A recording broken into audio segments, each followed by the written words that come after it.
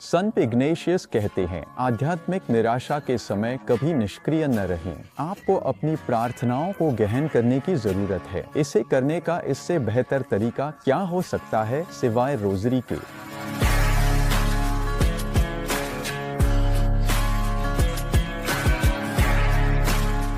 मैं फिलिपिनो हूँ, इसलिए मैं जन्म से ही कैथोलिक हूँ, लेकिन मैं कनाडा में बड़ा हुआ। हाई स्कूल के दौरान था जब मुझे भगवान की इच्छा समझने की कृपा मिली। जब मैं धन्य संस्कार के सामने गया और मैंने हमारे प्रभु से कहा, मुझे नहीं पता मैं क्या कर रहा हूँ, मुझे नहीं पता कि मैं क्या कर रहा हूँ, आपको मेरी मदद करनी होगी। इसलिए मुझे याद है कि जब मैं चर्च से बाहर निकला तो बाहर निकलते समय एक खाली बुक शेल्फ था, लेकिन उसमें एक किताब बची थी और उसका शीर्षक था the secret of the rosary.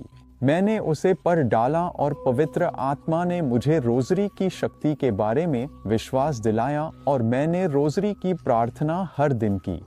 जब मैंने रोजरी की प्रार्थना शुरू की तो पाप की ओर आकर्षण कम हो गया और फिर विश्वास का अभ्यास करने और उसे और गहराई से समझने का जोश भी अधिक जीवंत हो गया।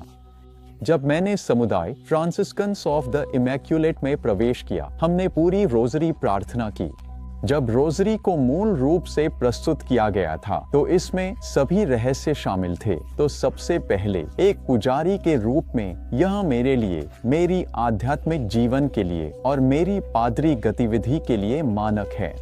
मैं विशेष रूप से उन आत्माओं को देखता हूँ जिन्हें अत्यधिक आवश्यकता होती है। जब भी आप सुझाव देते हैं, प्रार्थना पूर्वक 4 की प्रार्थना पूरी रोजरी का प्रस्ताव रखते हैं, तो वे अगले हफ्ते आपके पास आते हैं और कहते हैं, फादर, मैं इन सभी फलों को देख रहा हूँ। यह उन लोगों के जीवन पर लगभग तुरंत प्रभाव डालता है जो अपनी पूरी रोजरी प्रार्थना का सुझाव देते हैं। और यही पुजारी की महान खुशी है। और जैसे पिछले हफ्ते इस महिला ने पूरे रोजरी की प्रार्थना शुरू की। पहले वह संदेह में थी। उसने कहा, मैं यह नहीं कर सकती, लेकिन मैं इसे आजमाने जा रही हूँ, मैं इसे आजमाऊंगी। और वह डिवाइन मर्सी श्राइन स्टॉकब्रिज जा रही थी। उसका एक दुर्घटना हो गया, लेकिन वह सुरक्षित रही। दूसरी कार के लोग दुर्भाग्यवश उन्हें अस्पताल जाना पड़ा। उसने कहा कि वह रोजरी की प्रार्थना कर रही थी। वह पूरी तरह आश्वस्त हो गई। मुझे पूरी रोजरी की प्रार्थना करनी चाहिए, इसे हर किसी से साझा करना चाहिए, मैं इसे बार बार देखता हूँ।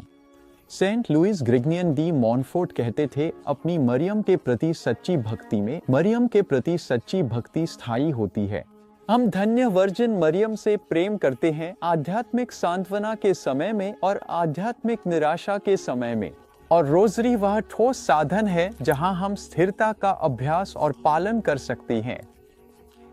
आध्यात्मिक सांत्वना में हम ईश्वर की माता का धन्यवाद करते हैं उन सभी आशीर्वादों के लिए जो वह हमें देती है। आध्यात्मिक निराशा में सेंट इग्नेशियस कहते हैं, कभी निष्क्रिय न रहें।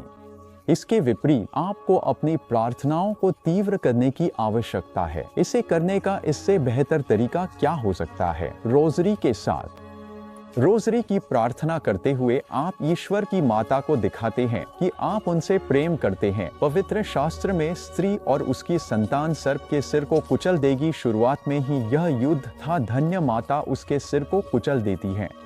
तो रोजरी सिर्फ एक और साधन है जिसके द्वारा उसका सिर कुचला जाता है। संत जॉन पॉल द्वितीय कहते हैं, जब हम रोजरी की प्रार्थना करते हैं तो हम उन स्मृतियों के संपर्क में आते हैं जिन्हें उन्होंने अपने हृदय में विचार किया और हम उनके हृदय में प्रवेश करते हैं, जिसका अंत में हम जानते हैं कि विजय होती है। यदि आप रोजरी के रहस्य में 25वां गुलाब पढ़ते हैं। संत लुई ग्रीनलैंड और ब्यूफोर्ट कहते हैं कि यदि आप वास्तव में अपनी प्रार्थना जीवन में वृद्धि करना चाहते हैं तो पूरी रोजरी या कम से कम इसके 5 दशक की प्रार्थना करें। वह आगे कहते हैं, भले ही आप प्रार्थना के उच्च स्तर पर पहुंच जाए, रोजरी की प्रार्थना जारी रखें। और यदि आप अभी तक उस ध्यान की अवस्था में नहीं हैं, तो रोजरी की प्रार्थना जारी रखें।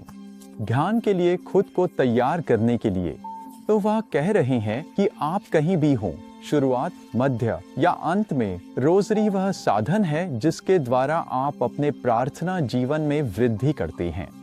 रोजरी की प्रार्थना करके आप वास्तव में प्रार्थना के सभी चरणों को छू रहे हैं, विशेष रूप से इसके तपस्वी पहलू में। वो आध्यात्मिक जीवन में दो अलग अलग पहलू होते हैं, तपस्वी और रहस्यमय। तपस्वी मुख्य रूप से हमारे प्रयास होते हैं अनुग्रह की मदद से, जबकि आध्यात्मिक जीवन का रहस्यमय पक्ष मुख्य रूप से भगवान की क्रिया है और हम इसके प्रति अधिक ग्रहणशील होते हैं। तो अगर आप प्रार्थना के चरणों को देखें, संत द्वारा वर्णित किया गया है। एविला की संत तेरेसा के अनुसार जब आप पूरी रोजरी अच्छी तरह से प्रार्थना करते हैं तो आप मौखिक प्रार्थना, ध्यान, स्नेह की प्रार्थना और सरलता की प्रार्थना कर रहे होते हैं। तो हमारी धन्य माता की महानता यह है कि उन्होंने इस उपहार को सार्वभौमिक बना दिया है और कोई भी इसे प्रार्थना कर सकता है, साधारण से लेकर विद्वानों तक, संत जैसिंटा से लेकर चर्च के महान विद्वानों तक। और उन सभी ने इस रोजरी की प्रार्थना करके प्रार्थना के उच्च स्तर को प्राप्त किया। केवल दिव्य उत्पत्ति ही ऐसा कर सकती है। प्रार्थना के 4 सुझाव। रोजरी के सभी रहस्यों के लिए विवरण में वीडियो पर क्लिक करें और अधिक सामग्री के लिए सब्सक्राइब करें।